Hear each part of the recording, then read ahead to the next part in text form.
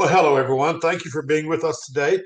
I'd like to welcome each of you to another, what we refer to as a FranTastic InSights video segment.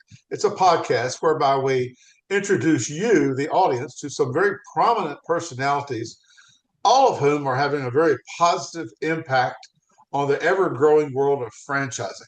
My name is David Craghead. I'm the Chief Franchise Expansion Officer for FranServe. And today I'll be your host for this week's FranTastic InSights. And for the past 14 years, FranServe has been recognized as the world's largest franchise consulting and expansion organization. We have a very simple mission, and that is we change people's lives in a very positive way through franchise ownership. And we do that through a network of incredible franchise brands, and they are positioned in 39 different industry categories. And our growth initiatives are further supported by a growing portfolio of franchise consultants. Many people refer to them as brokers. They're all the same purpose, same person. They all have the same intention. They're dedicated to helping their clients explore franchise opportunities, which are deemed to be a perfect match for their individual search criteria. That's what we do. We match the right people to the right brand. And today I'd like to introduce you to Debra Cohen. Debra is the Vice President of Franchise Development for one of our industry's finest franchise brands. It's one of my favorites. It's called Real Property Management. They refer to it by the acronym of RPM. It's an active, very dynamic real estate services brand within the Neighborly network of home service brands. And Neighborly, for those of you who may not be totally familiar with them, they're recognized as the nationwide most trusted source for local home services professionals. Real Property Management affords qualified investors a new lease on life by starting a property management franchise. And I can tell you that no one does this better than the good people at RPM.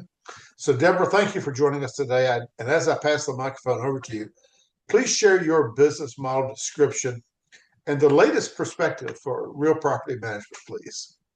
Well, thank you first and foremost, David, for that very, very gracious introduction. Yes, very happy to be here and share more information about Real Property Management. For those of you who are not familiar with us, Real Property Management is the largest full-service residential property management firm in North America. We manage single-family and small multifamily properties from coast to coast. We are right now one of the largest brands at Neighborly as well, and David spoke a little bit about our parent company, Neighborly. And we're 465 units, and what's interesting to note about Real Property Management is that as a residential property management company within the Neighborly family, we have a very unique spot. One, we're the largest brand, that's the first and foremost, but two, we're a consumer of all of those brands, and part of property management is things break, and when we need a plumber, we can call him Mr. Rooter, and we need an electrician, you can call him Mr. Electric. So our value proposition is to serve investors with residential rental properties and also to create safe, habitable places for people to live. And it's a wonderful, wonderful business opportunity. Well, thank you, Debra. Our brokers are challenged with the responsibility to bring qualified applicants to you for consideration of being a franchisee for RPM. How would you describe the perfect franchise applicant for Real Property Management? What do they look like? It's an interesting question, David, because I'm asked this often, but just for a little bit of color and flavor and anecdotal evidence to who we award franchises to, one of our top franchise owners who came into our system many, many years ago was a golf pro to start. Our other top performing franchise owner right now, who's managing over 6,000 doors in a very rural market, by the way, was a high school teacher. So, what do these people have in common? In answer to your question, I would say it's somebody who is comfortable going out in their community and promoting their services and talking to investors and navigating the relationship between an investor and a resident. But with any franchise opportunity, it's hustle and grit and following systems. At RPM, we've been doing this for 40 years. Number one in our category for the third year running, Entrepreneur Magazine. We give unprecedented support, but the ideal candidate is really somebody who's comfortable in that role of going out in their community and creating those relationships. This is a relationship building business. It's not a transactional business. And I would imagine your very successful franchisees tend to scale their business upward as they develop tenure. Would that be correct? Absolutely. And that's what's key in this business. There's a lot of people that go out there and say, oh, I'll just manage your properties and poke a for rent sign in the lawn. But you get to a certain point where scalability is key, where technology is key, where systems really give you the opportunity to take that property management company managing 50 doors to the level that some of our owners are at, which is several thousand doors. And also, 26% of our owners, fun fact, own multiple offices in multiple states. That's interesting. How do you create or design the territories? What metrics do you use? So our territory model, we have a larger shared territory model. It's very different than other franchises.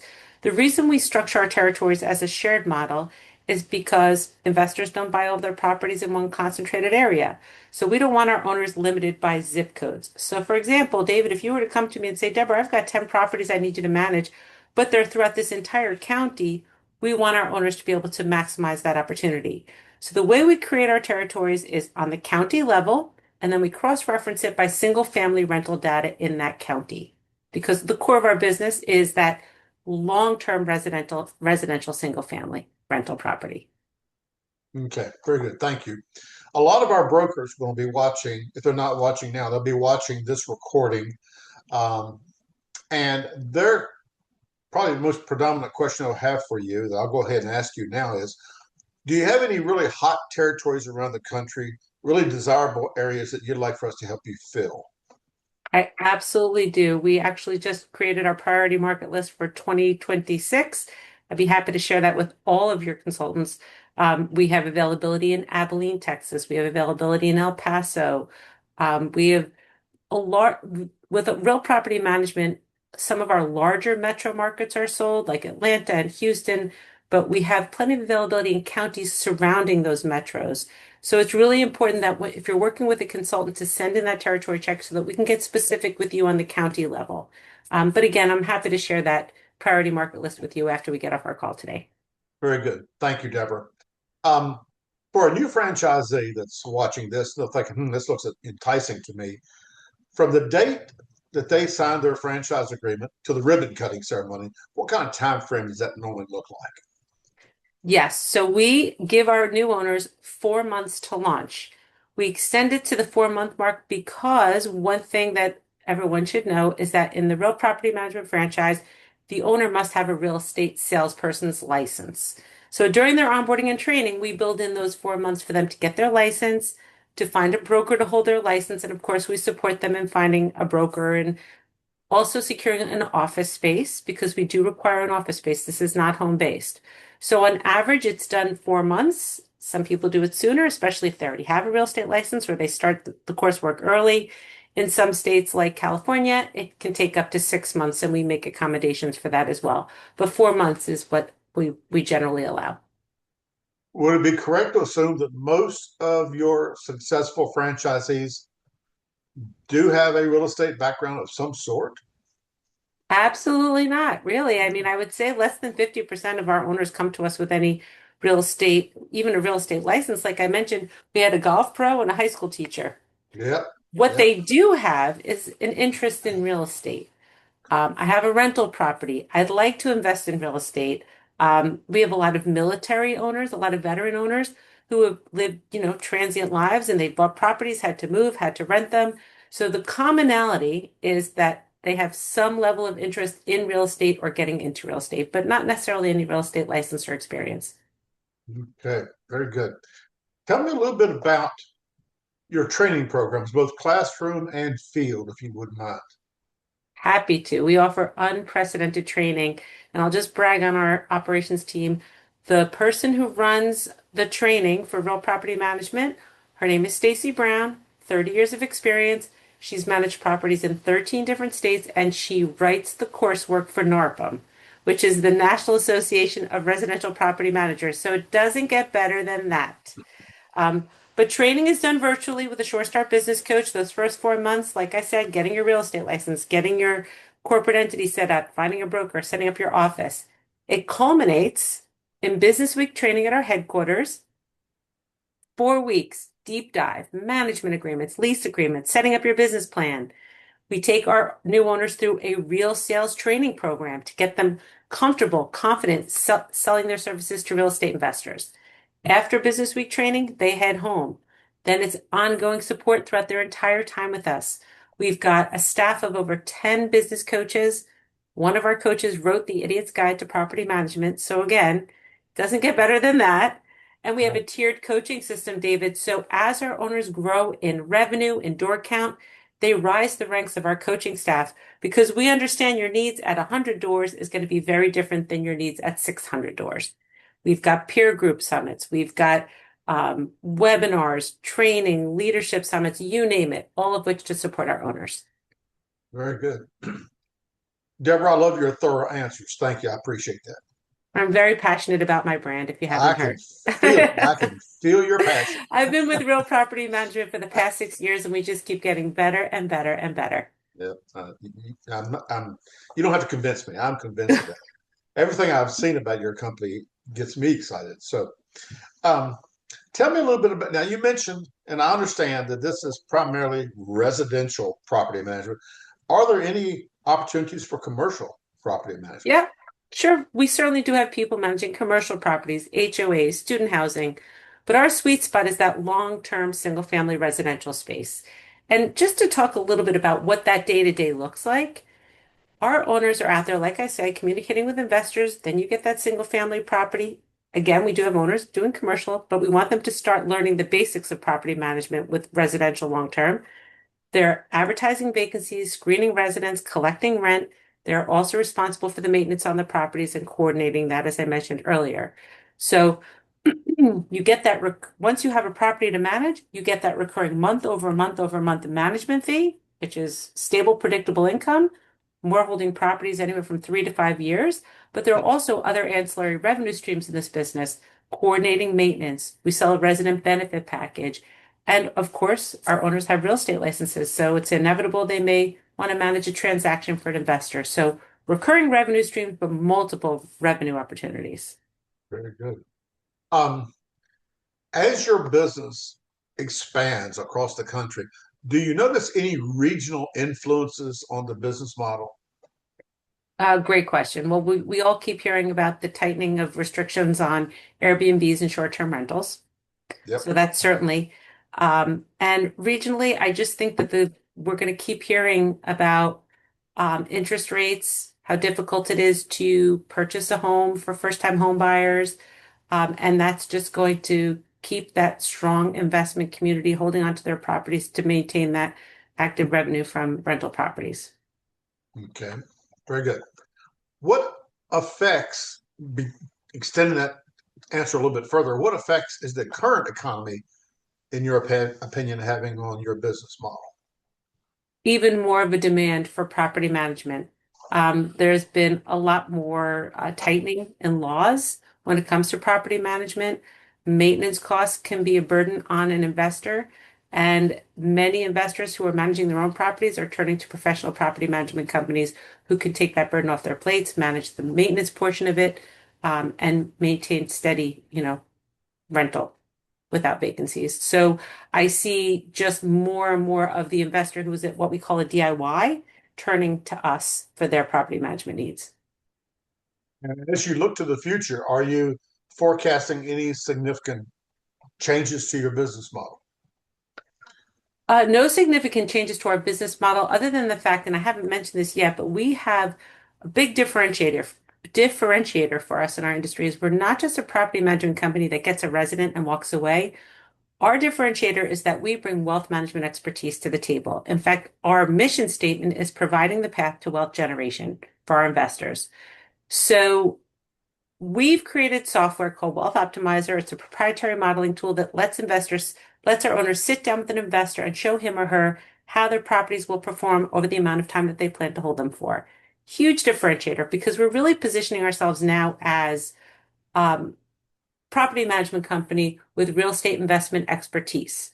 So where do I see that translating into the future? What we're seeing right now is there's not going to be a spike so much in rental, in the cost for rent. I think it's going to stabilize a bit more, maybe stay to that 2 to 4% range. But also what we're seeing are because wages aren't growing at the same pace as rent, the cost to live, we're seeing smaller rental properties and also multi-generational rental properties. And that's a trend that we're very well prepared for.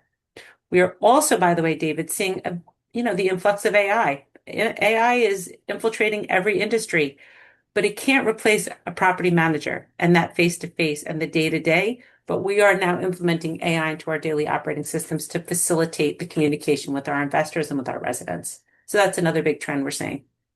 So you're putting that to work to your benefit then. Absolutely, yes. I don't see Amazon taking over this space. Do you? No, sir. We are always going to need a human being. Okay, very And good. also, when you're turning over one of your largest assets to somebody to manage, there's a trust there. And I wouldn't trust that to just anybody. Got it. I agree, especially with real estate. You touched on earlier today in our first few minutes of this discussion with what I consider a real benefit of the neighborly concept, and that's the cross marketing that each of your brands benefit from each other. Can you expand on Absolutely. that just a little bit? Can you expand on that just a little bit more, please?